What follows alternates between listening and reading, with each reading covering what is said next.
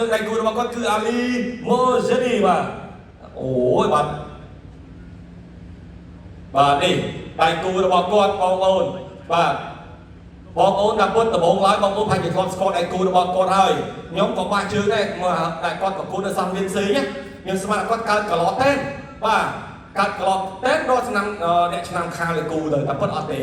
គឺមុខគាត់គឺបែបនឹងតែម្ដងបាទពីកំណើតតែម្ដងអញ្ចឹងសមត្ថភាពរបស់គាត់ក៏បងប្អូនធ្លាប់ឃើញហើយបាទនេះមើលមើលសពុជអត់ទម្លាក់ណែទេអីយ៉ា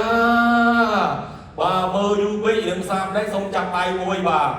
ខ្ពស់មែនតើបាទអ្នកលេងរន្ទះជើងដងទន្លេសាបឬក៏ដងទន្លេវិញកងរបស់យើងថ្ងៃនេះមកលេងសង្វៀន Boost Strong លើកដំបូងមើលថ្ងៃស្អែកបាទអូខេមើលសពុជសូមកាន់ក្បាលមីក្រូនេះមក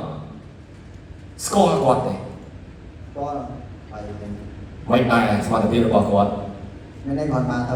មានន័យគាត់មកហើយចុះបងប្រៀបធៀបជាមួយសពុជឯងល្អជាងស្ទើរជាងឬក៏ល្មមរហូតខ្ញុំល្អជាងបាទបាទអត់គាត់មកដែរតែខ្ញុំល្អជាងបើមិននិយាយតាមកងមកញ៉ាំប្រកួតចុងក្រោយប៉ះបត់ទេឈ្នះប្រហែលចាញ់ប្រហែលបាយបន្តិចមកបាទឈ្នះទាំងអស់ការប្រកួតចុងក្រោយហើយស្លប់ប្រហែលនេះស្លប់ទាំងអស់ឬក៏តែបន្ទុំទេស្លប់3ហើយវាច្រើនទឹកប៉ុន្មានទឹក3អូដែរទឹក3ចាញ់មើលសិនទៀតបាទហើយធ្លាប់លេងកម្មវិធីលក្ខណៈថាគិតពេលវេលាឡងឲ្យចឹងណាបានប្រហែលដងដែរតាំងពីចាប់ពីនេះបដាល់មកអត់ដែរទេអូចឹងលើកដំបូងហើយបាទលើកទី1អូបាទខ្ញុំធ្លាប់ឃើញសុខឯងមិត្តភាពតតយកដាច់ជើងចោលចុះអាតម្រាំមកបាន$1000បន្ថែមទៀតមានន័យថាតតទ្វេដងទេណា